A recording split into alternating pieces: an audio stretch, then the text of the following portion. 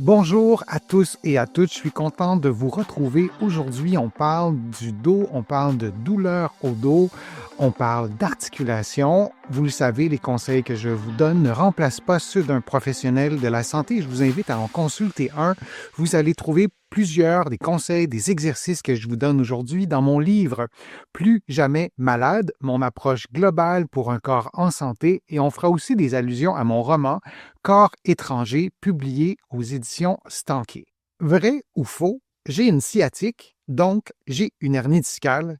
J'aimerais ça lire votre réponse, vrai ou faux. La question peut sembler être orientée, mais disons qu'elle ne l'est pas du tout. Est-ce que vous pensez que c'est vrai? Vous pensez que c'est faux? Vous pourriez même dire vrai et pourquoi ou faux et pourquoi?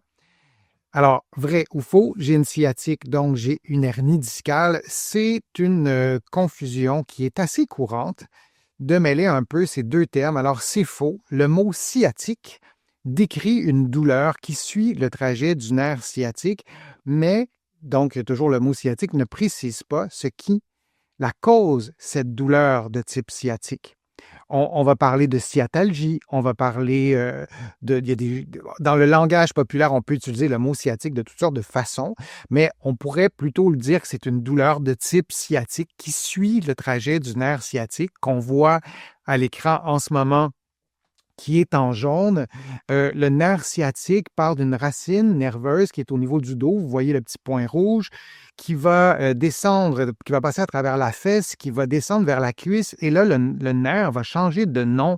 Mais bon, on pourrait dire que c'est le même nerf qui continue, même si la nomenclature change, et qui peut aller jusqu'aux orteils et qui pourrait irradier aussi ailleurs si on le combine à d'autres phénomènes. Une hernie discale correspond au déplacement d'une proportion du disque situé entre deux vertèbres qui peut venir irriter une racine ou un nerf voisin, dont le nerf sciatique. Ça, c'est la définition résumée de hernie discale. Il y a différents stades avant d'arriver à la hernie discale. Il y a la protrusion, par exemple, où le disque, si je vous mets ça en plus gros, là, on voit que le gel en bleu sort du disque et va comprimer la racine nerveuse, la petite bout de jaune qui fait partie du système nerveux. Ça, c'est la hernie, mais avant que le disque sorte, avant que le gel qui est en bleu sur l'illustration sorte, on a différentes étapes et je vais m'arrêter là. Donc, on a différentes étapes. Alors ça, c'est la hernie discale. Si on la regarde d'un peu plus près, le disque intervertébral, il a un rôle, il n'est pas là pour rien, agit normalement comme un coussin souple, comme un amortisseur. Je vous l'ai déjà présenté en vidéo aussi. Et la hernie discale a lieu lorsque le disque se fissure. Son centre gélatineux peut alors faire pression sur une structure tout autour. Il faut aussi ajouter, je sais que je vous le répète souvent, je vous l'ai déjà dit dans d'autres contenus, là, le gel comprime une racine nerveuse, mais si le gel touche à rien d'autre, on aura probablement, en tout cas, il est possible qu'on n'ait aucune douleur aussi. Mais là, dans le cas que je vous montre, ça serait assez étonnant que la personne ait aucun symptôme, soit douloureux ou soit moteur, parce que parfois, on peut aussi avoir de la difficulté à bouger certaines parties de notre jambe ou de notre cuisse, de notre corps, même si on a une compression nerveuse. Si c'est au nerf sciatique, ça risque d'être au membre inférieur, cette difficulté à bouger ou la douleur. Cette pression, donc la pression du disque, du gel, peut provoquer une douleur locale, peut avoir mal dans le dos, ou une douleur à distance, comme la fesse ou la jambe. Là, on parle du nerf sciatique, mais si c'est un autre nerf qui est touché, si c'est un nerf du cou, vous aurez mal dans le cou, au bras, à l'épaule, ou dans une région qui est innervée par le nerf. Et on a donc des manifestations sensitives liées notamment à la douleur, mais aussi des manifestations motrices, notamment liées au mouvement, ou si vous préférez, à la faiblesse. Je vous le disais, une hernie discale ne cause pas toujours de la douleur et quand il y a de la douleur, elle n'est pas forcément liée au nerf sciatique. Tout dépend du niveau de la colonne qui est atteinte. Alors là, on voit une autre façon d'illustrer la hernie discale. Encore une fois, on voit le gel qui comprime une racine nerveuse, mais dans d'autres cas, il pourrait y avoir aucune compression. Et rappelez-vous que les vertèbres lombaires, j'en ai une ici qui est vraiment symbolisée, là. Évidemment, c'est pas gros comme ça, mais c'est des vertèbres qui sont quand même très volumineuses comparativement aux premières vertèbres cervicales qui sont vraiment plus petites. Et on voit la moelle épinière qui est ici, et on voit les racines nerveuses qui sont juste à côté, qui sont ici. Et ensuite, on va avoir les nerfs, dont le nerf sciatique. Et il y a plus d'espace à l'intérieur de la structure lombaire vertébrale qu'au niveau cervical. Donc, il est encore plus possible qu'au niveau lombaire, qui est, oui, une partie du gel qui est sortie, mais qui ne comprime rien. Donc, on revient toujours à la question, hein, si j'ai une vrai ou faux, hein, si j'ai une sciatique, donc j'ai une hernie discale. Il y a plusieurs causes de douleurs de type sciatique, comme Marie-Claire, pardon, l'écrivait. Les causes peuvent être autres que la hernie discale, mais ça demeure quand même la cause la plus fréquente de douleurs de type sciatique. Il y en a d'autres. Et il y en a une autre qui est quand même assez fréquente, la sténose spinale, dans un contexte d'avancée en âge, à partir de 50, 60, 70, 80, lorsqu'on a une douleur de type sciatique et notre diagnostic, c'est une hernie discale, on peut poser la question, est-ce qu'il y a des phénomènes dégénératifs dans mon dos? Et ça, on le voit à l'imagerie médicale. Est-ce que j'ai une sténose spinale? Et si on a une sténose spinale, c'est la diminution. Vous voyez ici à la moelle épinière. Là, je vais encore une fois simplifier. Je peux pas, je vais vous le montrer par ici. Donc, il y a un trou ici. Hein, je peux passer mon doigt. Ça, c'est le canal spinal. Et évidemment, c'est tout au long de la colonne vertébrale. Une sténose spinale, ça le dit, c'est le trou ici, le canal spinal, qui va être de plus en plus petit, notamment en raison de phénomènes dégénératifs. Et ça, c'est associé à l'avancée en âge.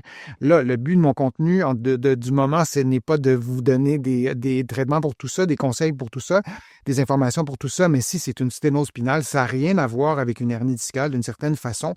On peut avoir des tensions musculaires dans la région des muscles des fesses, finalement. Le piriforme ou le pyramidal ou les muscles fessiers peuvent être tendus et ça peut comprimer le nerf sciatique. Les danseurs vont parfois avoir des douleurs de ce type-là. Si on a une pression locale au niveau de la fesse, ça pourrait aussi comprimer. Et on a les phénomènes de sensibilisation centrale. Je vous en ai déjà parlé dans d'autres contenus. Et il y a d'autres causes aussi des douleurs de type sciatique. Ce pas des causes qu'on voit souvent, ce pas des causes qu'on souhaite, mais on peut avoir une tumeur dans cette région-là, on peut avoir des métastases dans cette région-là, on peut avoir une infection dans cette région-là. Donc, il ne faut jamais minimiser la douleur non plus. L'idée, ce n'est pas de paniquer, de stresser, de développer de l'anxiété. Mais on doit bien comprendre la cause d'un problème au dos avant de la traiter. Si on a une douleur de type sciatique, les probabilités sont fortes que vous ayez une hernie discale, mais ça peut être d'autres causes. Je vous en ai présenté. Je vous ai présenté en fait les principales. Je vous ai parlé de la sténose spinale. Il y a des sténoses foraminales aussi. Vous allez trouver des renseignements, des informations sur ma chaîne. Pour avoir plus de détails là-dessus, j'ai englobé la sténose foraminale, disons, avec la sténose spinale. Maintenant, des conseils à vous donner en présence de sciatique. Ben, en contexte, un conseil, et ça va être le seul que je vais vous donner, vous allez trouver sur ma chaîne des exercices à faire aussi pour reprendre des capacités, de la force, de la souplesse, de la stabilité des capacités fonctionnelles avec le dos. Mais l'important, d'abord et avant tout, on a vu les causes de la sciatique, c'est d'avoir un examen clinique, pas juste des tests d'imagerie médicale. C'est vraiment un mythe de se dire j'ai passé une radiographie, encore mieux, une imagerie médicale, encore mieux, j'ai aussi passé un scan et je sais maintenant ce que j'ai. Non, on ne peut jamais dire ça assurément au complet. Un examen clinique, on mesure la force. Vous voyez la physiothérapeute avec son patient bouger les bras, faire pencher le dos. On doit reproduire les mouvements qu'on fait au travail, dans nos sports, mesurer avec des outils la force musculaire, l'amplitude pour pouvoir reprendre des mesures aussi dans une semaine, dans un mois, pour pouvoir constater si on a comblé les lacunes qu'on avait sur certains de ces éléments-là. Alors, l'examen clinique, il est vraiment très important. Alors, c'est faux, c'est archi faux de dire parce qu'on a une sciatique, on a une hernie discale et si on est traité en conséquence sans avoir eu l'examen clinique, bien, on passe vite à côté d'un problème et je vous ai parlé de mon roman Corps étranger et il y a le protagoniste, le physiothérapeute qui fait des visites à domicile, un peu comme moi, drôle de hasard, mais c'est comme ça.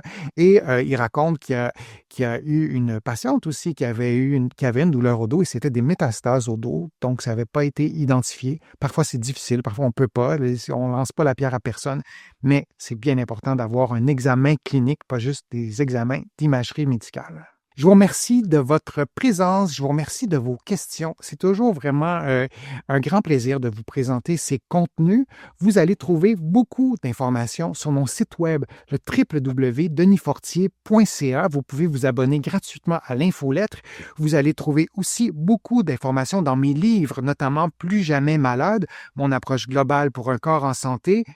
Vous allez aussi trouver d'autres, tous mes livres, en fait, dans les librairies ici au Québec, au Canada, en librairie, mais aussi sur le web. Et vous allez trouver plusieurs de mes livres aussi en France et de l'autre côté de l'Atlantique, notamment mon livre Corps étranger, qui est un roman publié aux éditions Stanquet. Merci de votre intérêt. Merci de vos contributions. Sans elles, vous le savez, je ne pourrais pas vous présenter autant de nouveaux contenus. Je suis Denis Fortier. Je vous dis à une prochaine fois. À bientôt.